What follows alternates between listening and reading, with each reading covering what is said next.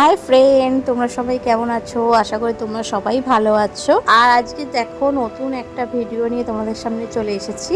ভিডিওটা তোমরা দেখতেই পাচ্ছ, সাই উদ্যান পালকির ভিডিওটা দেখতেই পাচ্ছ। শ্রী নগর পরিষদ শ্রী সাই পালকি উদ্যান। তো এখানে তোমরা দেখতে পাচ্ছ সাই বাবার মন্দির, তো তার সামনেই সাই পালকি উদ্যান। উদ্যান পালকিতে বেসিক্যালি সবাই সন্ধেবেলা যায়, মানে কিছু ফটো তুলবে, কিছু ভিডিও করবে। খুব সুন্দর থিম পার্ক আছে ওখানে একটা, তো সবাই ওখানে যায় ঘুরতে সন্ধেবেলা। কিন্তু আমরা যখন গেছিলাম খুবই ভিড় ছিল, তাই আমি ভালো করে ভিডিওটা করতে পারিনি। তো যতটুকু তোমাদের সাথে ভিডিওটা করেছিলাম শেয়ার করছি, চলো তোমরা দেখতে থাকো, আশা করি তোমাদের ভালো লাগবে। আর এই দেখো কতটা ভিড়, তোমাদেরকে বললাম না, এই দেখো।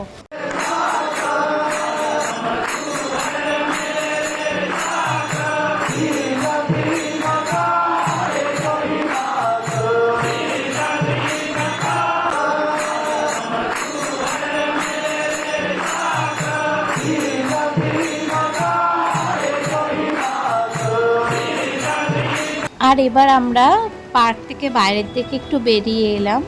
আর দেখতেই পাচ্ছ সামনেই দুয়ারিকা মাই আছে, আর এখানে প্রচুর দোকান, জানো তো। এখানে আমরা কিছু কেনাকাটাও করলাম। আর এই দেখো সাই উদ্যান পার্কের থিম পার্কে কিন্তু গেটটা বন্ধ হয়ে গেছে। তো তারপরে আমরা যাচ্ছি কোথায় বলো তো?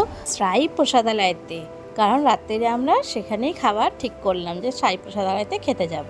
তো দেখো আমরা এখানে অটো করে নেব, অটো করে যাব।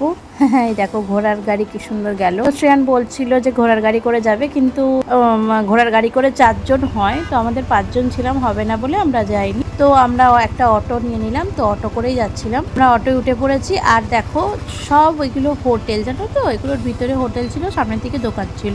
এরকম প্রচুর হোটেল রয়েছে। এ দেখো প্রসাদালয়তে খেতেও চলে এসেছি।